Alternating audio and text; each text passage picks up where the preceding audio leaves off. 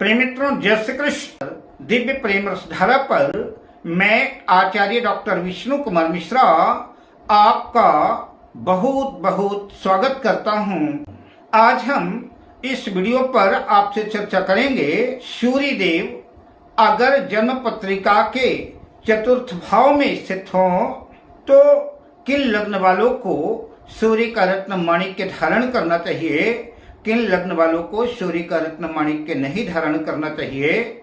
इसी संदर्भ पर मैं मेष लग्न से मीन लग्न तक सभी लग्नों की चर्चा आपसे करूंगा। पर विषय क्रम में आगे बढ़ूं उससे पहले आपसे आग्रह, अगर आपने अभी तक हमारे इस चैनल को सब्सक्राइब नहीं किया है तो प्लीज चैनल को सब्सक्राइब करें, साथ ही नोटिफिकेशन बेल को भी प्रेस कर लें। अगर आप अपनी या अपनों की जन्म पत्रिका का बृहद प्रेडिक्शन कराना चाहते हैं, विश्लेषण कराना चाहते हैं, अथवा किसी भी किस्म का ज्योतिषी परामर्श या कि उत्तम क्वालिटी के रियल राशि रत्न आदि हमसे प्राप्त करना चाहते हैं तो आप स्क्रीन पर फ्लैश हो रहे नंबरों पर हमसे संपर्क कर सकते हैं। जिस भी जातक की जन्म पत्रिका में सूर्य देव चतुर्थ भाव में अपनी उच्च राशि में स्थित हो या कि स्वराशि में स्थित हो अथवा मित्र राशि में स्थित हो तो ऐसा जातक सरकारी नौकरी में अथवा राजनीति में सफलता अर्जित करता है। ऐसे जातक मेडिकल के क्षेत्र में भी सफल होते हैं और ऐसे जातकों के पास भूमि, भवन, वाहन सब कुछ होता है। किंतु इसके विपरीत सूर्य अगर चतुर्थ भाव में अपनी नीच राशि तुला राशि में स्थित हो अथवा शत्रु राशि में स्थित हो तो ऐसे जातकों को अशुभ फल ही मिलता है, अच्छे परिणाम की उम्मीद नहीं करनी चाहिए। ऐसे लोगों का मन विचलित और परेशान रहता है। अशुभ स्थिति में सूर्य का रत्न माणिक्य धारण करना निश्चित रूप से नुकसानदेह साबित होगा, हानि की संभावना बनेगी। मैं मेष लग्न से मीन लग्न पर्यंत सभी लग्नों की चर्चा करूंगा। किन लग्न वालों को सूर्य का रत्न माणिक्य धारण करना चाहिए। तो अगर सूर्य चतुर्थ भाव में स्थित है तो सबसे पहले हम चर्चा करते हैं मेष लग्न की। मेष लग्न की जन्म पत्रिका में सूर्य पंचम भाव के स्वामी होकर के चतुर्थ भाव में कर्क राशि में स्थित होंगे। अतः मेष लग्न वालों को सूर्य का रत्न माणिक्य पहनने से शुभ परिणाम देखने को मिलेंगे। अब चर्चा करता हूँ वृषभ लग्न। वृषभ लग्न की जन्म पत्रिका में सूर्य चतुर्थ भाव के स्वामी होकर के चतुर्थ भाव में ही अपनी सिंह राशि में स्वराशि में स्थित होंगे। अतः सुख संसाधनों में जबरदस्त वृद्धि होगी, भूमि, भवन के, वाहन के योग बनेंगे, आलीशान घर होगा। माणिक्य रत्न धारण करने से सुखों में वृद्धि होगी। अब बात करते हैं मिथुन लग्न की। मिथुन लग्न की जन्म पत्रिका में सूर्य तृतीय भाव के स्वामी होकर के चतुर्थ भाव में कन्या राशि में स्थित होंगे। माणिक्य धारण करना कारोबार की दृष्टिकोण से अत्यंत लाभदायक सिद्ध होगा, किंतु घरेलू मानसिक अशांति बनी रहेगी। अतः सोच समझ करके माणिक्य रत्न धारण करें। अब बात करते हैं कर्क लग्न की। कर्क लग्न की जन्म पत्रिका में सूर्य देव द्वितीय भाव के स्वामी होकर के जन्म पत्रिका के चतुर्थ भाव में तुला राशि में स्थित होंगे। ऐसे जातक को धनार्जन करने में काफी कठिनाइयों का सामना करना पड़ सकता है, सुख संसाधनों की कमी रहेगी।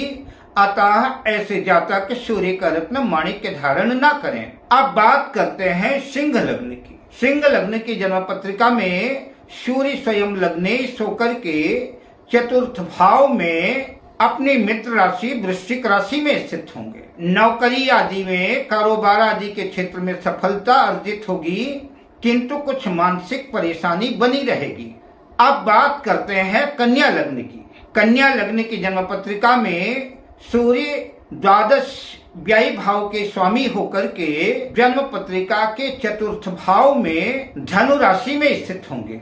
ऐसा सूर्य नुकसान देता है। घर में चोरी आदि की समस्याएं होती रहेंगी, कलह कलेश पूर्ण जीवन रहेगा, सुख सुविधाओं के नाम पर फिजूल खर्ची बनी रहेगी, जिसकी वजह से धन का अपव्यय होगा, धन रुक नहीं पाएगा, मगर राज्य से लाभ की संभावना बन सकती है। अतः अपनी सुविधा के अनुकूल माणिक्य सोच समझ करके धारण करें। अब बात करते हैं तुला लग्न की।